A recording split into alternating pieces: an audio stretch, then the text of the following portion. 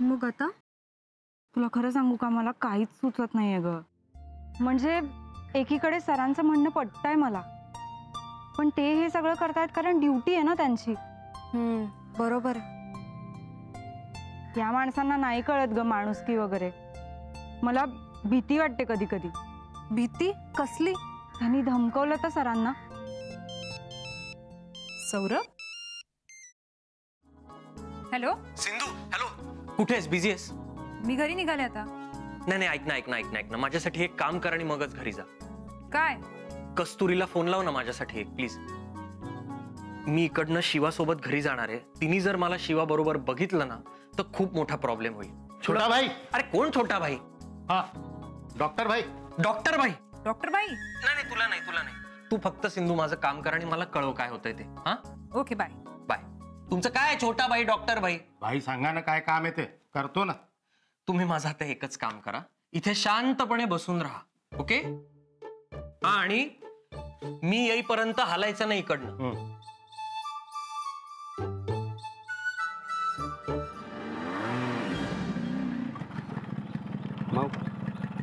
Sir उशीर नाही झाला ना? नाही बाबा. चल बस. आईच्या आई शपथ. काका काय झालं बाबा हाताला? काय नाही झालं ग, एक जणाला मारलं ना म्हणून लागले, जरा जास्त काय नाही. चल. अहो जास्त काय नाहीये, तुम्ही या ना आतमध्ये, मी पटकन मलम लावून देते. माऊ तुला माहिती आहे मला दवाखान्यात जायला नाही आवडत. चल चल चल.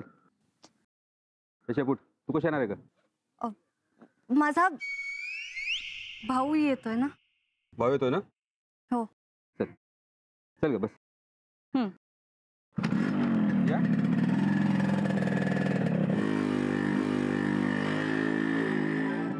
नाही तू मला सांग आधी, कस्तुरी गेली का? तुला सांगितलेलं काम केलंस का तू?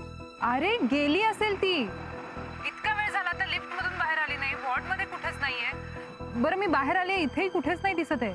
म्हणजे याचा अर्थ ती गेली असेल ना. अगं नाही, तिचा भरोसा नाही. चंचल आहे ती, येईल मध्येच पटकन. कोणी येणार आहे का? तुम्ही थांबाव. प्राची. हा सर. कस्तुरी गेली का ग? हो, ती केव्हाच गेली. गेली ना? बघितलंस? जा आता पटकन. हा जातोय. गाडी रेडी आहे? तुम्ही वा पुढे, मी आलोच. सौरभ, जेव्हा एखादा माणूस कुणासाठी तरी एवढी धडपड करायला लागतो ना, तेव्हा समजून जायचं मन आता कोणाचा तरी विचार करायला लागलाय. चल बाय. बाय.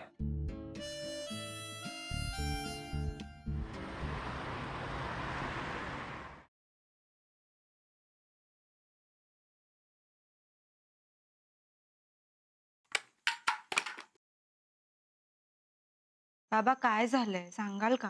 एक माणूस होता, साधा माणूस, पण गुंडासाठी काम करायचा. का? माणुसकी म्हणून. हे काम कर ते काम कर, फक्त माणुसकीसाठी.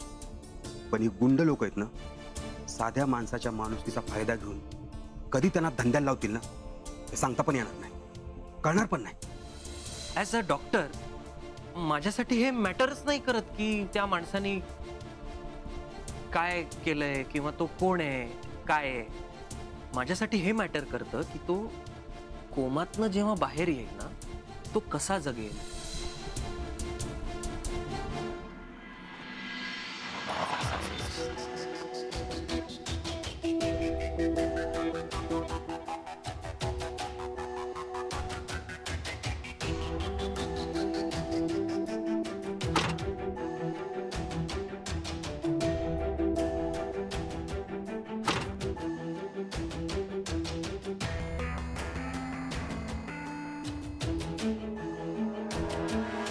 म्हणून सांगतोय, लांब राहा असल्या माणसांपासून.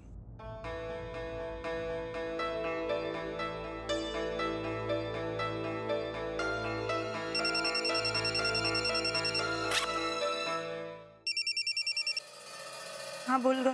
एक ब्रेकिंग न्यूज आहे. काय झालं? अगं मी आता तुझ्या सरांना त्या गुंडाच्या गाडीतून जाताना बघितलं. मी गुंड लोक आहेत ना, साध्या माणसाच्या माणुसकीचा फायदा घेऊन कधी त्यांना धंद्याला लावतील ना हे सांगता पण येणार नाही. सपना, ए सपना, स्वयंपाक झाला का? सौरभ याची वेळ झाली. भाजीला लसणाची फोडणी नाही ना दिली, आवडत नाही तर. मम्मी, हा आजी कुठे आहे? ती खोलीत आहे तिच्या. ये इकडे ये. तुला आवडते म्हणून शेवयाची खीर केलीये बघ गोडा. एक मिनिट, ती जेवली का? त्या सगळ्यांच्या आधी जेवतात. तुझी जेवणासाठी वाट पाहते ना ती फक्त मी. कळलं का? बर, मी आजीला भेटून येतो आणि मग जेवायला बसू. आता जेवून घेणार आहे. सुरू पटकन. मी जाऊन येतो. हा, सुरू. काम आहे. आजी, आजी दार उघड. आला सौरभ आला असतो. आला. काय झालं? दार दार बंद करतो. दार बंद कर. काय झालं? हा, काय काय काय झालं? मग तुम्हाला फोन केला होतास दुपारी. हो, फोन केलेला. फोन काय आठवलं तुला? आठवलं गुंड्याचा तो दिवस. तो त्या दिवशी त्याला जायचं नव्हतं. त्याला जबरदस्ती केली. त्याच्या मनात नव्हतं जायचं. कोणी केली जबरदस्ती आजी? त्याला सांगितलं की जायलाच पाहिजे. त्याला जायचं नव्हतं मनामध्ये. फोन आला होता. फोन. हा, फोन कोणाचा? कोणाचा फोन आला होता? कोणाचा? भांडण झालं होतं त्या दिवशी. कोणाचं भांडण? त्या दिवशी मी घरी नव्हतेच. त्या सटवीनं केलं सगळं. ती चंद्रभामा. तिनं सांगितलं भाईला तुम्हाला जावं लागेल म्हणून. चंद्रभामा. हो, चंद्रभामाने सांगितलं होतं. चंद्रभामा. हो, तिने सांगितलं. हो, की मला भेटला होता. त्याला जायचं नव्हतं. मनात जायचं नव्हतं. मनाला गेलंच पाहिजे. खूप थांबवण्याचा प्रयत्न केला पण ना ऐकला नाही. तो दिवस चांगला नव्हता. अमोशा होती. त्याने ऐकला नाही. तुझ्या मम्मीनी पण सांगायचं खूप प्रयत्न केला रे, पण नाही ऐकलंच नाही. आणि काय बघ, शेवटी जे व्हायचं ते झालं रे सगळं. तरी सांगत होते जाऊ नका. पण भाई ऐकायला तयारच नाहीत. आजी अगं ही गोष्ट तू मला सांगितलीस बऱ्याचदा. काय? मी सांगितलं तुला? हो. मला असं का होतंय सौरभ? मला विसरायला का होत आली? मला भीती वाटते. मला भीती वाटते. खूप भीती. कसली भीती वाटते तुला? मी सौरभ मी तुला विसरणार नाही ना सौरभ. नाही ना तुला. नाही. हे बघ, असं काहीही होणार नाही. नको काळजी करू. शांत हो बरं तू. मग मला आठवत का नाही? आणि आठवलं तर मला पटत का नाही? हे बघ, एवढा विचार नको करूस. आहे ना मी. शांत हो तू आता. शांत हो आणि आराम कर. हो, पण मला आता आठवलं. तू हिला कस्तुरीला काय सांगायचं होतं ते सांगितलंस?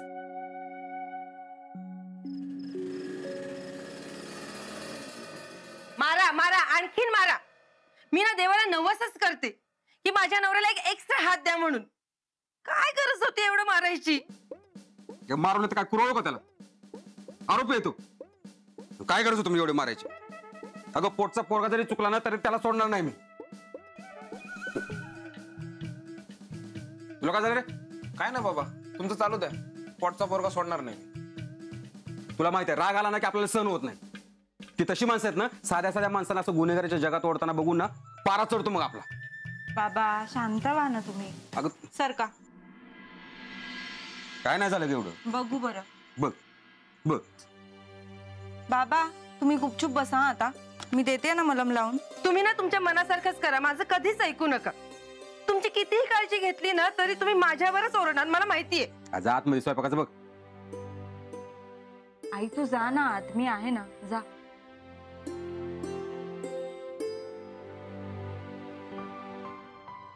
उठून बसाय.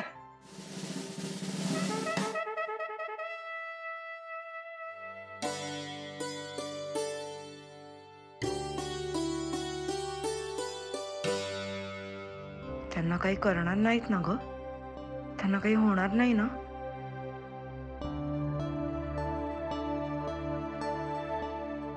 जबरदस्ती तर नेलं नसेल ना? नाही का? नाही सांगू शकलो. आजी, अगं तिला गुंडांशी काहीही संबंध ठेवायचा नाहीये. आणि तिला जर कळलं ना या फॅमिलीतला आहे मी, तर ती माझ्याशी बोलणं बंद करेल. हा, म्हणजे ती बोलत नाही त्याचा तुला त्रास होतोय का एवढा? आजी, तू ना कधी कधी सिंधू सारखं बोलतेस. अगं माझा काय संबंध? हे बघ अगं, ती एकटी आत्ता जी आपल्या बाबांशी संवाद साधू शकते. आपण एवढी वर्ष वाट बघतोय, 15 वर्ष झाली मेडिसिन्स चालू आहे. आत्ता कुठे वाटतंय काहीतरी घडेल. त्यात तिने जर बोलणं बंद केलं तर? खरं सांगू, मला ना तिच्याशी खोटं बोलायचं नाही, पण खरंही सांगायचं नाही. आता सांग, यावर काही उपाय आहे का तुझ्याकडे? जबरदस्ती? काय? तू आता म्हणालीस ना जबरदस्ती. नाही मी ते नाही माऊ, हे आपलं माऊ काय जबरदस्ती काय बोल. विजय ती बोलली ना जबरदस्ती? नाही काय नाही. अरे जरा डोळे कान उघडं ठेवा जरा. हो हो हो काय?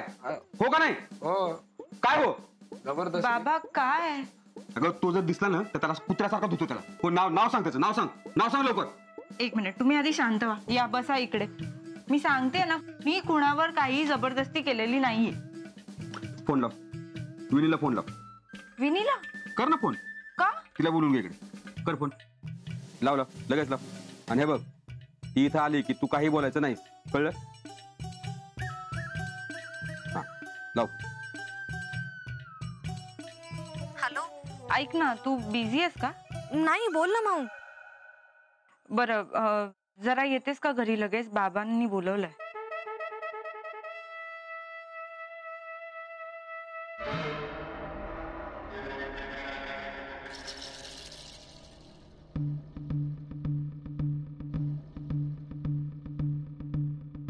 मम्मी जेवायचं नाही, आता थोड्या वेळाने जेवणार आहे.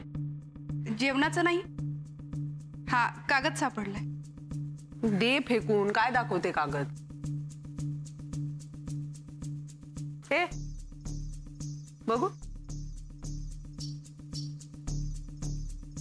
एवढी काय घाबरते? काय वाचलं का काय?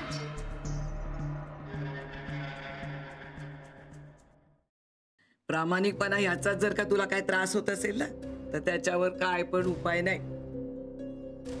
थांब, तुला मी एक गंमत दाखवते.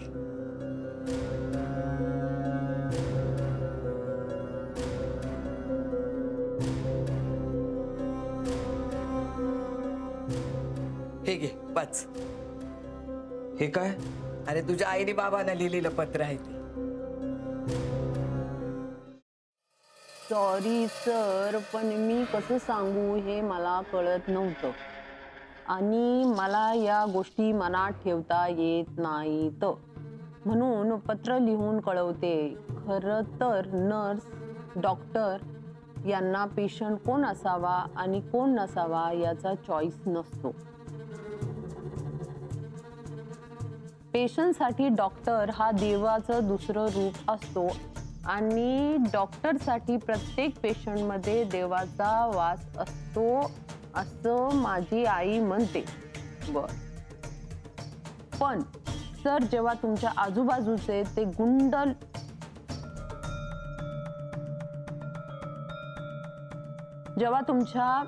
आजूबाजूला ते गुंड लोक बंदुका घेऊन असतात तेव्हा खरंच खूप भीती वाटते. पेशंट कुणीही असो, पण पेशंटचे नातेवाईक जेव्हा अशी माणसं असतात तेव्हा सतत भीती वाटत राहते. माझ्या बाबांच्या माझ्याकडून खूप अपेक्षा आहेत, त्यांची खूप स्वप्न आहेत, त्यांनाही अशी माणसं आवडत नाहीत. रुग्णाला बरं करणं आपलं कर्तव्य आहे, ती खूप मोठी जबाबदारी आहे, पण मला बंदुकीच्या धाकात काम करणं खूप अवघड जातंय आणि मला माहिती आहे तुम्हाला सुद्धा ते येत असणार. माझी एक रिक्वेस्ट आहे सर, मला प्लीज दुसरीकडे कुठेही शिफ्ट करा. आय होप तुम्ही मला समजून घ्याल. कस्तुरी.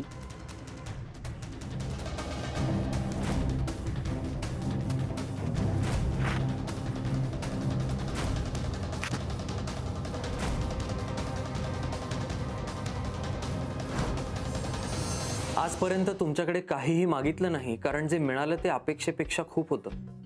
पण मिळालेलं सगळं घामाच्या पैशाने मिळालं असतं तर बरं वाटलं असतं. ही लूटमार, मारामारी, गुंडगिरी, खंडणी, वसुली या सगळ्यामुळे संपूर्ण कुटुंब असुरक्षित आहे आणि पुढे देखील राहील. तुम्ही हुशार आहात, कर्तबगार आहात, मग ही वाट कशाला? ही वाट सोडून द्या. समोर बोलायची हिंमत नव्हती म्हणून पत्र पाठवून कळवत आहे. तुमचीच सुमन.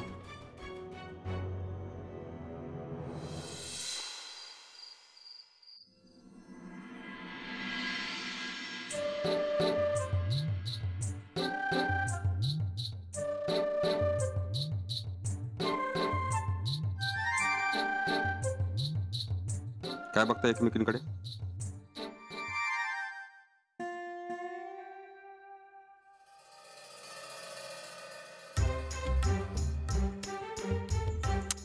अरे माऊ, अरे तू काय अक्कल चल, अरे थांब ना जरा. Sorry sorry. विनय बस बस.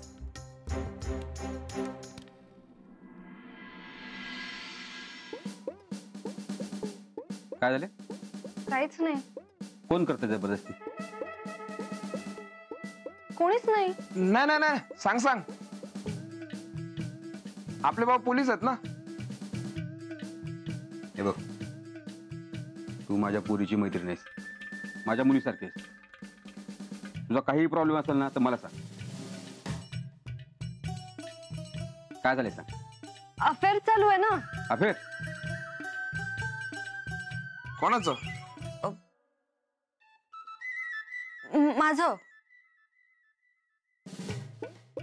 माझं अफेअर चालू होतं. मग मग तोच मुलगा मला धमकी देत होता. नाव सांग त्याचं, असं झोडून काढतो ना त्याला. नाव सांग. नाही नको, कशाला, म्हणजे खूप आधीची गोष्ट आहे ही, आता काहीच नाहीये. मग हे असलं अफेअर वेफेअर काय नसतं, प्रेम भीम हे असलं काय नसतं. हे सगळ्या फालतू गोष्टी आहेत. हे बघ, विजाबद्दल आणि मावाबद्दल तर नाहीच नाही, पण यापुढे तुझ्याबद्दल अशा गोष्टी ऐकू येता कामा नये. हे बघ, तुझ्या बापाशी माझी मैत्री आहे, माझी काही जबाबदारी आहे का नाही? हे बघ, हे असं पुन्हा घडता कामा नये. आणि काय लागलं तर मला फोन कर. आणि आजपासून कोणत्याही मुलाला घाबरायचं नाही, समजलं? हो हो. अफेअर करताय.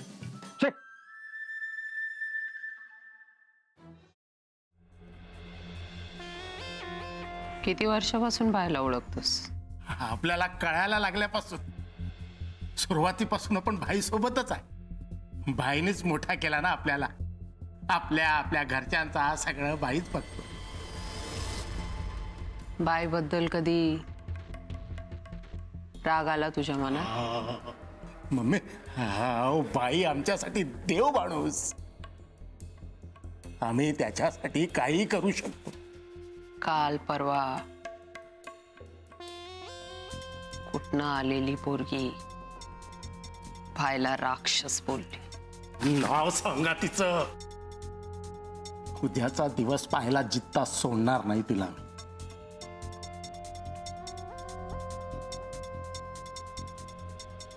कागदाचे तुकडे बघतोस का? पत्र लिहिलं तिने सौरभला. म्हणाली, या असल्या वाईट माणसांसोबत संबंध ठेवू नका.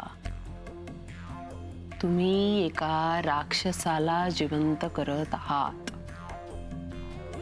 सौरभचे कान भरवतीये ती. सौरभ म्हणतो, भाईला जगवायचं असेल तर ही पोरगी लई महत्वाची आहे. आपण काय करतोय इतके दिवस? मम्मी, तिचं नाव सांगा फक्त मला. जाऊ दे.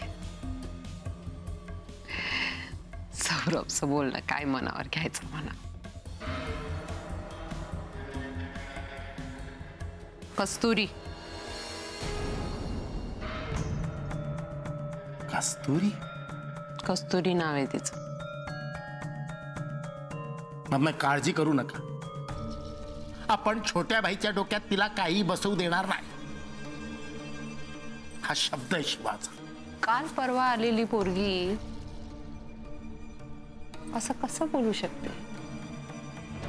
शिवा,